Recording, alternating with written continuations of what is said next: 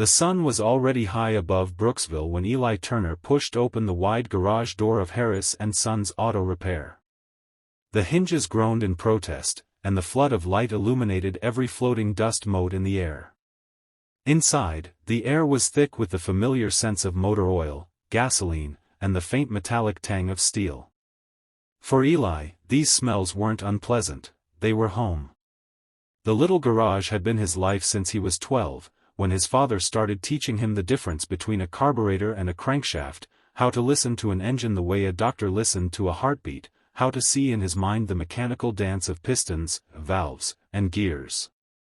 Harris & Sons was never a big business, despite the name. Eli's father had been the Harris part, and Eli, after his death, became both sons and owner, even though at 24 he still looked more like a high school senior than a man running his own shop. The building was modest. 2 repair bays, 1 cramped office, and a counter with a till that was always light by a few dollars because some customers swore they'd pay next week. The exterior paint was faded and chipped, but Eli kept the tools sharp, the floors swept, and the doors open from sunrise to dusk. It wasn't much, but it was his father's, and now it was his. He wore his usual work uniform, oil-stained overalls, a faded t-shirt, and a baseball cap so worn its bill was fraying. Grease streaked his hands no matter how hard he scrubbed. He'd been under the hood of a '98 Ford pickup for nearly an hour when the sound of the front door bell pulled him from his concentration. When he looked up, his first reaction was confusion. The man stepping inside was not the usual customer. Mr. Whitmore, the richest man in town, rarely ventured into places like this. His wealth came from real estate, luxury condos in the city, entire shopping complexes in the suburbs, and half the businesses on Brooksville's Main Street. Whitmore had a reputation, charming in public, ruthless in business. He was in his late 50s, silver hair combed perfectly, wearing a tailored navy suit and polished shoes that reflected the overhead lights like mirrors. "Morning," Eli said, wiping his hands on a rag and trying not to sound intimidated. "What can I do for you, Mr. Whitmore?" Whitmore's sharp blue eyes swept across the garage, lingering on the patched concrete floor, the stack of unpaid bills tucked near the counter, the rusted coffee machine in the corner. Finally, his gaze landed back on Eli, and a thin smile curved his lips. "I hear you're the best young mechanic in town," Whitmore said, his voice smooth, almost too smooth. Eli gave a modest shrug. "I do my best, sir." "But talk," Whitmore continued, taking a slow step forward, "is cheap. I prefer proof." Eli was about to ask what he meant when Whitmore's gaze drifted toward the open garage door. Eli followed it, and froze.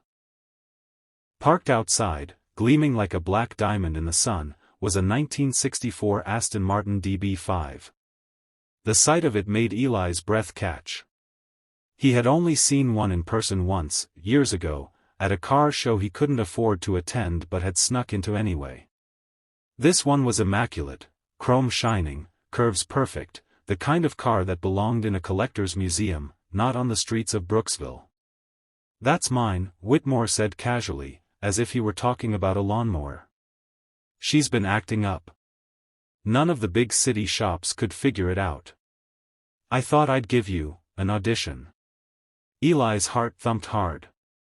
"I'd be honored to take a look." Whitmore's smile widened, but it didn't reach his eyes. "Here's the deal, Turner. You get her running perfectly before noon, and I'll make it worth your while. Fail, and I'll make sure this garage changes ownership papers within the month." Eli stared at him. "You'd buy the garage out from under me?" Whitmore spread his hands in a mock sympathetic gesture. "It's not personal. Just business. I've had my eye on this location for some time.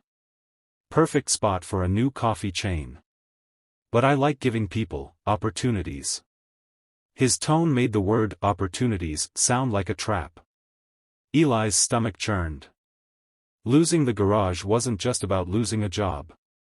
It would mean losing the last thing his father had left him. He opened his mouth to answer, but before he could speak, a quiet voice came from behind. "I'll take that challenge." Both men turned. Standing near the back of the shop was Malik Carter, a tall, broad-shouldered black man in his late 30s. Malik had been working part-time at the garage for the past 6 months, mostly on specialized jobs Eli didn't have time for: engine rebuilds, tricky electrical issues. He was quiet, almost stoic, but his skill with machinery bordered on the uncanny. Eli didn't know much about his past except that he'd moved to Brooksville a year ago and that his resume was unconventional. Some said he'd been a military mechanic in the Middle East. Others whispered he'd worked for high-end racing teams in Europe. Malik neither confirmed nor denied any of it.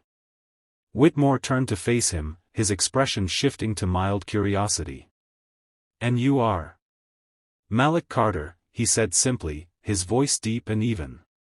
"If it's your Aston Martin you want fixed, I'll make sure it's purring before noon." Whitmore arched an eyebrow. "Big words. And what happens if you fail?" Malik stepped closer, his gaze steady. "We won't fail." For a brief moment, the garage felt charged, as though some invisible current ran through the air.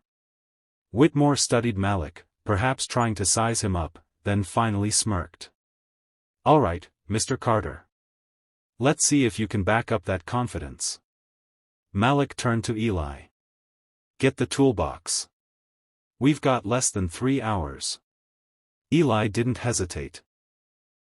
If Malik believed they could do it, he'd follow him into the fire.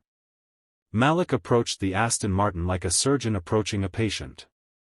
He walked around it once, running a hand lightly along the fender, listening to the faint clicks of cooling metal.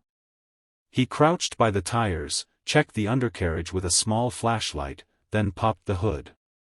The engine bay was immaculate, polished components, spotless hoses, but there was a subtle wrongness in the sound when Malik cranked the ignition. "It's misfiring," Malik muttered, almost to himself.